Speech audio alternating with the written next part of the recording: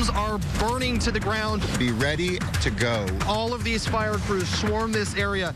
We have extremely high winds. These Southern California wildfires are hitting very much close to home. It's just a chaotic situation out here. Just off the I-5, fire is still burning strong.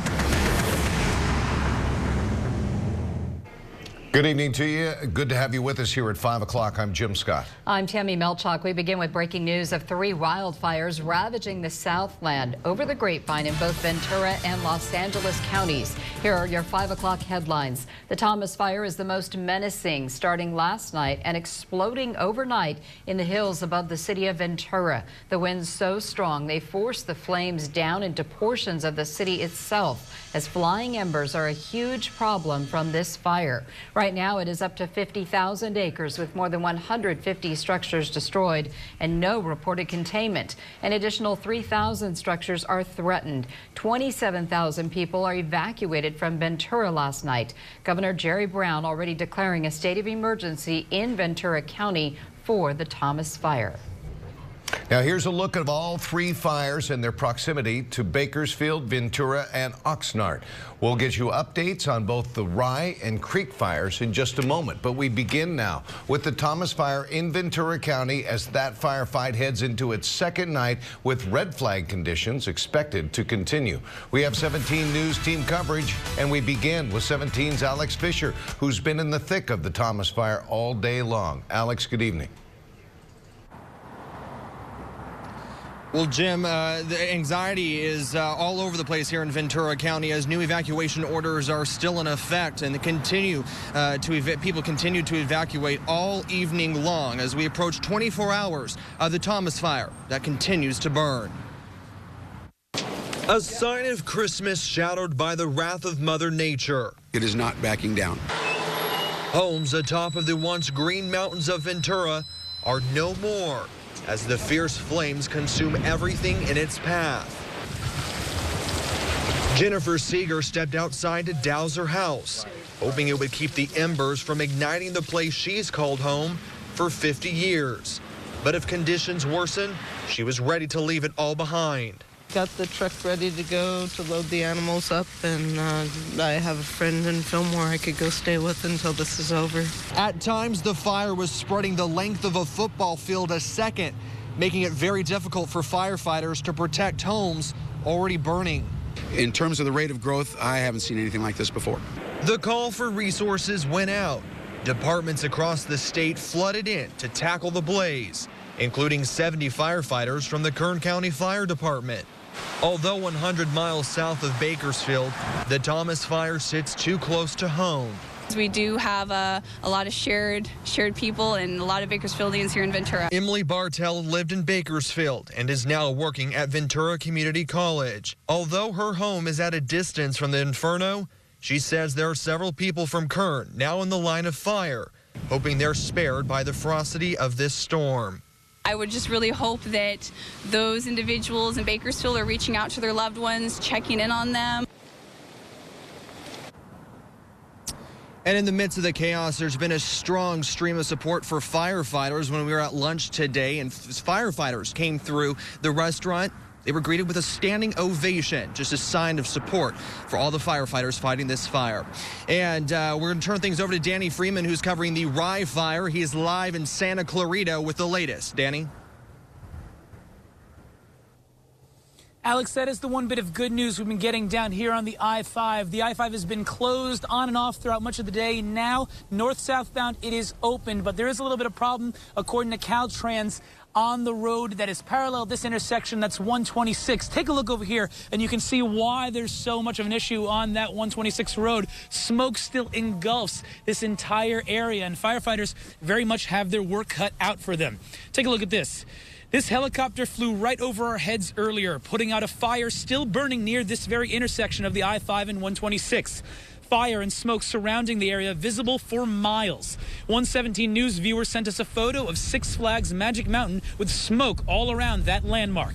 Firefighters are battling from the ground and the air. Meanwhile, one driver we spoke with was stuck for over an hour heading to Bakersfield as roads were closed off. As soon as I pulled up, there was smoke, and then it became much worse, and At one point, it was really dark inside the car. You can't see anything out there. And sirens blaring everywhere, and just, you know, dozens and dozens of fire trucks. But one of the most immediately noticeable factors here on why these fires have been difficult to contain is clearly the intense and high-powered winds. So far, since we've been out here, they've been blowing west. But I want to take a look at this. This is Magic Mountain Six Flags right here. Lights are illuminated as helicopters and airplanes have been all around the area trying to battle the fire. And if you take a look this way, this is 126, normally known to Kern County as you're heading out to the coast as an idyllic, beautiful scene. Fires, hot spots still going on, smoke still engulfing this particular area. It's just a reminder of how close to home these fires are. Live from Valencia, Danny Freeman, 17 News. All right, Danny, thanks. Here is a better look now at the Rye fire, where Danny was just reporting from, and where it's burning near both Valencia and Santa Clarita. The Rye fire started around 9:30 this morning at Rye Canyon Loop. It is up to 5,000 acres and just 5% contained. And here's a look at more of that firefight. Video into our newsroom this afternoon from KNBC TV in Los Angeles. What's so compelling about this firefight is the winds fanning the flames so loud you can hear it blowing into the camera's microphone. Interstate 5 was closed at Highway 126 until about 2 o'clock this afternoon as we see the bumper-to-bumper conditions and a look at what firefighters were up against in the Santa Clarita Valley. Yeah, we have extremely strong winds right now. We're experiencing gusts of about 50 miles an hour. We're in fire siege conditions. This fire is continuing to grow. Here we've been making some water drops. It's very difficult with these wind gusts for accuracy. However, when we do have the opportunity, we will be hitting it. We have boots on the ground right now that are putting in a lot of work. So we have a big fight ahead of us. Well, with those Santa Ana winds, this is the perfect firestorm. And about 10 miles down Interstate 5, we head south to the Creek Fire. Firefighters there say it started around 3:45 this morning. It's burning in the hills above Sylmar, where the 210 and 405 freeways meet. This fire exploded as well overnight. Last update has the Creek Fire at 11,000 acres, 400 personnel on the front lines of this wildfire. Wind gusts there reported today up to 70 miles per hour. This fire prompting the mayor of Los Angeles, Eric Garcetti, to come out and reiterate the critical importance of being prepared for these types of situations. And my message, very strong and clear to the residents of Los Angeles, is to be ready to go. We say ready, set, go. Right now, make sure that you have those critical documents, the critical stuff that you need. Have it ready, put it in your car, and when you hear go, go. And now let's look back at how quickly the Thomas fire spread overnight. NBC's Jay Gray continues our coverage from Ventura. As the sun struggles to break through the smoke at sunrise, firefighters continue their struggle along the front lines. We have extremely high winds, very, very low relative humidities, and our fuel conditions out there are absolutely about as bad as they could be for fire spread. The Thomas fire exploded overnight, pushed by winds gusting over 50 miles an hour, chewing through the California hills, flames swallowing at times an acre every second. 150 structures destroyed. And close to 30,000 families have been forced to leave their homes. We can see the flames up in Santa Paula burning towards us, so we're going to grab the kids and all their stuff, and I don't know where we're going to go. As evacuees rush to safety, fire teams continue to rush toward the flames. We're in an extreme firefight right now, trying to save lives and protect property. Look at this firefighter down here in the midst of that brush. Battling multiple wildfires across the region now. This is definitely devastating, definitely devastating. As concerns and the flames continue to grow across Southern California. Yeah, Mother Nature does have the upper hand in this fight right now, and forecasters say the dry, windy conditions will continue at least through Thursday here. Jay Gray, NBC News, Ventura, California. And there's this. Bakersfield Congressman and House Majority Leader Kevin McCarthy addressed the Thomas fire this morning. He's in Washington tonight, but promising federal assistance for this firefight.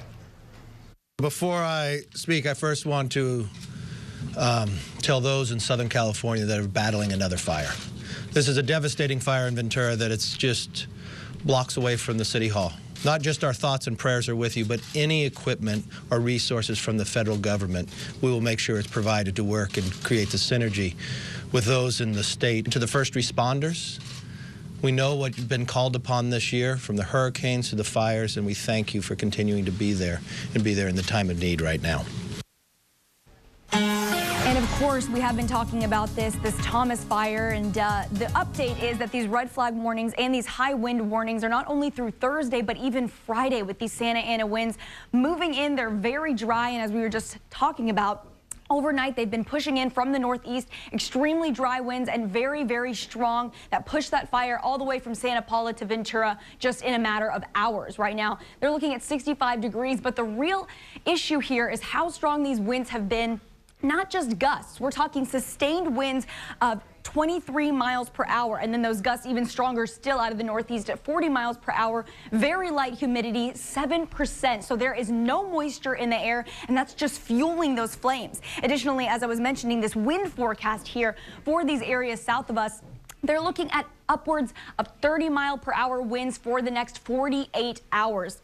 That is making these firefighting conditions extremely impossible for those firefighters. Of course, we are going to watch these winds. That high wind warning is extended from this morning to now until Friday. Additionally, that red flag warning that's in effect for those counties will stay in effect until Friday. Earlier it was Thursday, but as these conditions persist, it is just causing these warnings and watches to be extended further and further out. So what we can expect from today all the way through Friday are these very warm temperatures, 70s even into the 80s by the weekend, very low humidity and very strong winds. We'll have more on our local forecast up next in Pinpoint Weather. For now, back to you. Lori, thanks. And there is yet another fire in Southern California, this one being called the Little Mountain Fire in San Bernardino County. Local firefighters there say 3 people are injured, suffering from burns, and this fire is up to at least 100 acres. It's burning near Cal State San Bernardino, and there are some mandatory evacuations in that area. The CHP says this fire forced an 8-mile stretch of the 215 freeway between the 210 and 15 freeways to close this afternoon. Our local American Red Cross shelter is sending some help south. We are told 2 volunteers are headed to the fairgrounds in Ventura. Megan Hughes, disaster program manager for the American Red Cross for Kern and Tulare counties, says she's staying behind, but gave us a good idea today of how their group helps anytime disaster strikes to help the affected victims. When we set up a shelter, we'll make sure that people have food and comfort items, toiletries if they've had to leave their home quickly. We work with our partners to provide meals, so, 3 meals a day, snacks, almost like all the comforts of home except being home. Hughes points out the best way you can help is to donate to the American Red Cross. You can go to their website, redcross.org, or text Red Cross to 90999 to donate $10. For these Southern California fires, you can text UWVC to 41444. 100% of those donations will go directly to those affected by the SoCal wildfires. And as always, stay with 17 News for updates on the Southern California wildfires. We will check back in with both Alex Fisher and Danny Freeman ahead on 17 News at 6. Plus, continue to have updates on our website, KernGoldenEmpire.com, and our KGET Facebook and Twitter pages as those updates become available. Much more news to get to tonight. And again, continuous updates throughout the night on the wildfires raging to the south of us. We're back after the break. We are back with another look at the wildfires in Southern California as we look live at the largest of the 3. This is the Thomas Fire in Ventura County and to portions of the city of Ventura as well. At last check, 50,000 acres have burned in this fire and a lot of homes are threatened. Welcome back. Continuing with breaking news, this is not a welcome sight for residents in Ventura County tonight, dealing with their second straight night of a massive wildfire you see burning live right here. The Thomas Fire forced nearly 30,000 people from their homes in just the last 24 hours. It's more than 50,000 acres in size now. At least 150 structures destroyed. It's one of 3 major wildfires burning to our south on the other side of the grapevine. Let's go now to 17's Alex Fisher, who's been in the thick of the Thomas fire all day. Alex?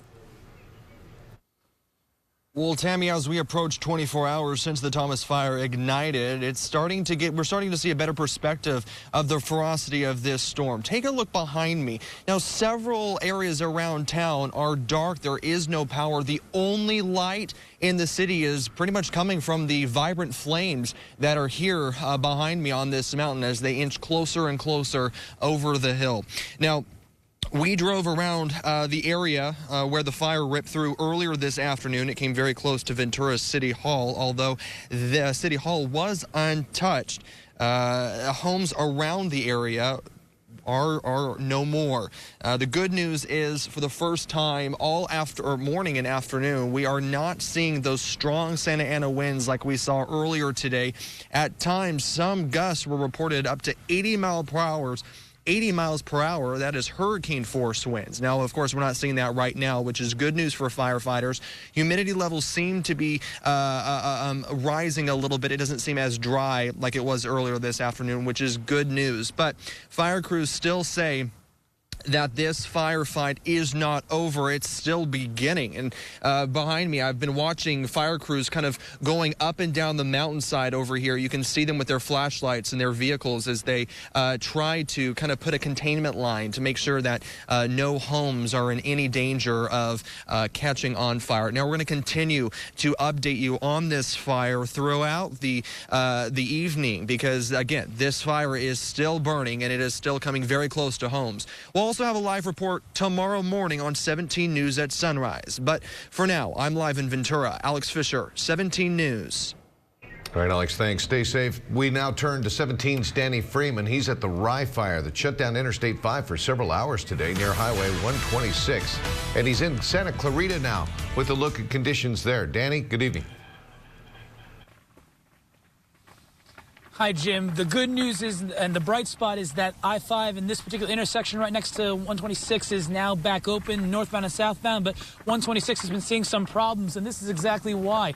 You're seeing a lot of these hot spots just off of that state route billowing up, smoke and fire still very much present here in this area just off that road, and it's a symbol of what firefighters still have to come. Now take a look at this. This helicopter flew right over our heads earlier, putting out a fire still burning right in this intersection of I-5 and 126. Fire and smoke has been surrounding the area, visible for miles. 117 News viewers sent us a photo of Six Flags Magic Mountain with smoke all around that landmark. Firefighters battling the fire from the ground and the air. Meanwhile, one driver we spoke with was stuck for over an hour heading to Bakersfield as roads were closed off. But one of the most immediately noticeable factors out here on why these fires have been difficult to contain is clearly the intense and high-powered winds. So far, they've been blowing west. But again, this road, this stretch right here, 126, it's normally an area that we in Kern County know as we're heading out to the coast.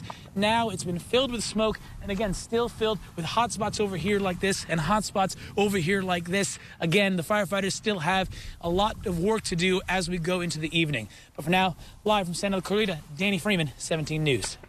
All right, Danny, thanks. Fire crews continue to battle the Rye fire near the amusement park near Magic Mountain. Here's a look at more on that firefight. Video into our newsroom this afternoon from KNBC in Los Angeles. Wow. The city of Santa Clarita says the Rye fire has burned 5,000 acres and is just 5% contained.